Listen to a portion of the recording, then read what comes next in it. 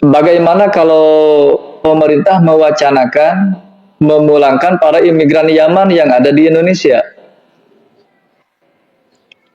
termasuk imigran-imigran Timur Tengah yang doyan melakukan kawin kontrak di puncak. Justru ini yang harus kita wacanakan. Apa alasan mendeportasi para imigran Yaman yang ada di Indonesia? Karena rekam jejak mereka itu telah terlihat secara publik. Bagaimana sepak terjang mereka para imigran Yaman ini. Adili Jokowi, tangkap Jokowi, adili Jokowi, tangkap Jokowi. Saya berharap tulisan itu ada di seluruh pelosok Indonesia agar KPK bekerja jebloskan biang koruptor, saudara. Setuju tidak? Setuju tidak? Angkat tangan semua, takbir. Ingat nih, Pak Jokowi disumpah-sumpahin, didoakan rungkat, didoakan jatuh, didoakan hancur sehancur-hancurnya 2 periode. Periode ketiga bisa menaikkan anaknya sebagai wakil presiden. Nanti periode keempat bisa jadi anaknya jadi presiden. Pingsan Rizik, orang iri hati, nggak bisa melihat kelebihan orang lain. Buat propaganda, dia PKI, dia nggak becus, dia orang bodoh. Sebodoh-bodoh dia jadi wakil presiden, sebodoh-bodoh dia jadi presiden. Dia tukang kayu, bukan tukang halu. Nggak ngaku-ngaku dia anak raja, nggak ngaku-ngaku dia cucu Nabi, cucu orang hebat begini begitu. Dia jadi orang hebat. Itu baru manusia, bukan seperti Rizik. Belum jadi manusia kalau Rizik. Ingat Zik, babi itu adalah hewan yang sangat benar dan sangat cerdas dalam mendidik anak. Bayangkan ada 6 ekor anak babi. 6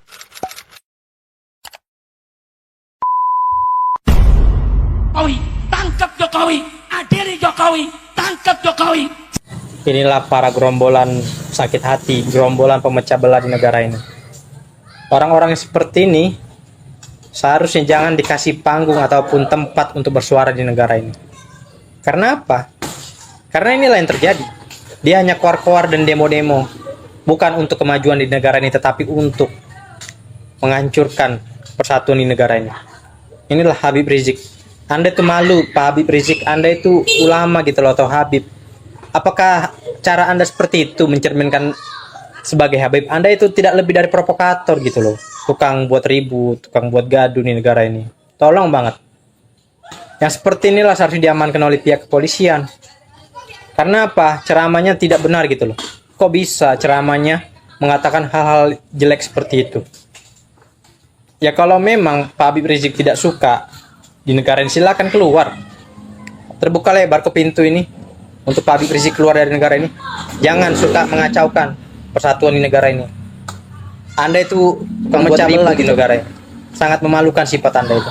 Habis pikir melihat tingkah laku Anda Pak Habib Rizik.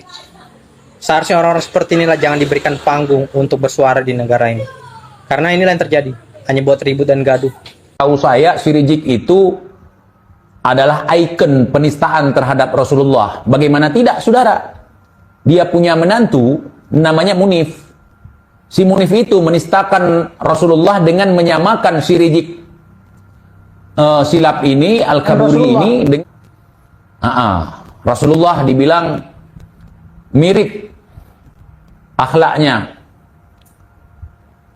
Rizik mirip akhlaknya dengan Rasulullah, ataupun mewarisi, bukan mirip, mewarisi akhlak Rasulullah.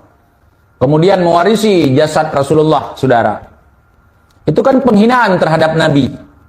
Akhlak si Rizik gimana, akhlak Rasulullah gimana, saudara? Jasad Rasulullah gimana, jasad si Rizik gimana ya? Ya akhwan. Saya ulang-ulang itu, biar kalian tidak terpana, tidak terkontaminasi dengan omongan si menantu si Rizik laknatillah alaihim itu. Ya. Rasulullah itu tinggi semampai, bahunya selalu sedikit lebih tinggi dibandingkan orang-orang yang ada di sekitarnya, walaupun orang itu pada hakikatnya lebih tinggi daripada beliau. Beliau mempunyai kulit putih, bersih, bercahaya wajahnya, hidungnya mancung, rambutnya ikal, hitam, pekat. Mata hitamnya terpisah dengan mata putih. Dalam artian mata hitamnya pekat, bersih sekali matanya. Alisnya seperti pedang, ya, memiliki janggut, dada bidang, badan perut six pack. Akhlaknya sangat mulia sekali, tampan sekali orangnya Rasulullah, menurut keterangan dan riwayat. Sementara hari ini kita bisa melihat si Rizik cebol ini, mukanya hitam, hidungnya pesek, pipinya tembem, matanya belok, perutnya buncit, badannya pendek, persis kayak celeng, celengan Semar. Celeng juga mirip.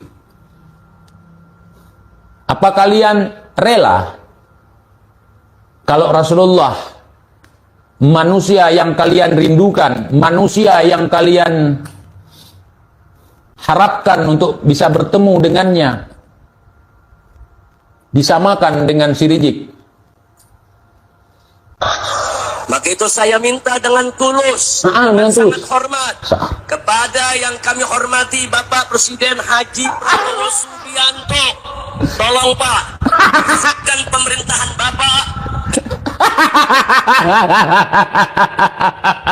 Enggak salah minta lu, Jik. Mintalah sama Umar Mahdhar. Ya, Umar Mahdhar, hancurnya. Untuk memproses semua pelanggar hukum pada... Enggak perlu kau lah, Jik. Sebelum kau koar-koar, Presiden sudah tahu tugas-tugasnya apa yang mau dilakukan. Kau sebagai apa? Nimbrung-nimbrung. 10 dekade terakhir ini setuju Nyari makan, saudara. Begini amat bapak-bapak ini nyari makan, saudara. Ya, biar bisa memenuhi kebutuhan rumah tangga, saudara. Harus bentak-bentak ngomongnya, saudara. Produknya produk menjilat ini. Bahar roasting Prabowo, biar kesannya mereka nggak takut gitu. Rizik jilat. Urusannya jilat pantat Pak Prabowo dia. Kalau si Bahar jurusannya serang. Nah gitu, nyari aman saudara.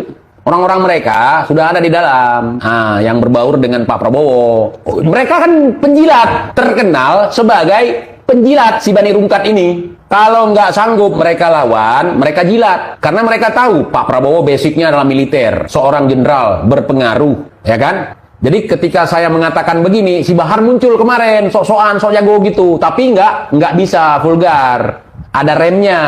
Nggak berani lagi remblong seperti dulu. Coba lihat, kalau dulu, udah, kalau Prabowo menang, kita akan pimpin perang. Mana ada? Si cebol Rizik mau pimpin perang. Jadi gimana ini? Katanya Pak Prabowo nggak sah, karena pemilunya curang. Kemudian katanya Pak Prabowo pelanggar hukum. Kalau Pak Prabowo pengkhianat, kalian pejuangnya. Tai, jawab. Prakibin, Rizik, Bahar. Terus yang jadi pahlawannya kalian. Pernah perang di mana? Perang Ambon itu kan cuma cerita. Yang berperang di Ambon itu dari awal sampai akhir ya Laskar Jihad pimpinan almarhum Ustadz Jafar Umar Talib. Gurunda sih cukup koar-koar pakai toa aja. Di atas mobil tahu bulat. Naam, saya juga ingin mengatakan seperti itu. Orang yang berperang, dia yang heboh, dia ngutip sumbangan. Ngutip sumbangan dapat full serban. Yang dikirim cuman dikit aja. Yang lainnya bangun rumah untuk anak, untuk istri, begitu cara mereka nyari makan. Orang yang berperang dia yang 100 hari kerja masa pemerintahan Bapak Prabowo Subianto dan Bapak Gibran Raka Buming Raka mendapatkan nilai kepuasan dari masyarakat yang sangat tinggi. Tentu saja hal ini merupakan langkah awal harapan kita sebagai warga negara kepada pemerintahan Bapak Prabowo Subianto untuk membawa negara Indonesia menuju negara yang lebih baik lagi. Tentu saja perjalanan pemerintahan Bapak Prabowo Subianto masih panjang. Masih ada waktu 5 tahun ke depan. Dan tentu saja mengelola negara itu tidak semudah membalikan telapak tangan. Ya walaupun mungkin untuk sebagian pihak belum ada pencapaian yang signifikan yang terlihat dari pemerintahan Bapak Prabowo Subianto. Namanya juga pemerintahan yang baru 100 hari. Namun demikian, di 100 hari kerja masa pemerintahan Bapak Prabowo Subianto ini ada hal yang cukup mengejutkan, yaitu wacana pemulangan tokoh teroris bom Bali tahun 2002 silam, yaitu Hambali. Wacana ini datang dari Menteri Koordinator Hukum, HAM, Imigrasi dan Pemasyarakatan, Menko Kumham Imipas, Yusril Ihsa Mahendra. Pihaknya mengatakan masih mempelajari pemulangan Hambali. Yusril menyampaikan pemerintah tidak memiliki tenggat mengenai rencana pemulangan pelaku bom Bali 2002 itu. Yusril mengatakan Hambali itu menjadi fokus perhatian kami karena beliau adalah seorang warga negara Indonesia yang ditahan di tahanan Guantanamo, wilayah Kuba, tapi ditahan oleh militer Amerika Serikat sampai sekarang. Kata Yusril di kantor Kemenko Kumham Imipas, Kuningan, Jakarta Selatan, pada hari Selasa 21 Januari 2025. Kalau pemulangan Hambali itu dengan alasan bahwa Hambali ini masih warga negara Indonesia, saya kira justru kewarganegaraannya harus dicabut. Karena Hambali merupakan tokoh yang terlibat dalam aksi terorisme, di mana aksi terorisme ini berbeda hukumnya dengan tindak pidana yang lain. Aksi terorisme ini merupakan tindakan pidana yang sangat besar. Lagi pula, warga negara Indonesia yang ada di luar negeri yang tersangkut masalah itu banyak. Bukan hanya Hambali, ada TKW, TKI yang mungkin justru lebih banyak masalah-masalah yang dihadapi oleh para TKI yang ada di luar negeri. Kenapa tidak fokus ke situ saja? Lagi pula, tidak ada jaminan ketika Hambali kembali ke Indonesia, ideologinya kemudian berubah. Ideologinya kembali ke pangkuan NKRI. Tidak ada jaminan seperti itu. Bisa jadi ideologinya tetap seperti dulu. Oleh karena itu, wacana pemulangan Hambali, walaupun sekali lagi ini masih wacana, tetap harus kita tolak. Justru, bagaimana kalau pemerintah mewacanakan memulangkan para imigran Yaman yang ada di Indonesia? Termasuk imigran-imigran Timur Tengah yang doyan melakukan kawin kontrak di puncak. Justru ini yang harus kita wacanakan. Apa alasan mendeport imigran Yaman yang ada di Indonesia? Karena rekam jejak mereka itu telah terlihat secara publik. Bagaimana sepak terjang mereka para imigran Yaman ini melakukan kekisruhan di NKRI ini. Terutama para keturunan Yaman yang digawangi oleh kelompok Rizik Syihab.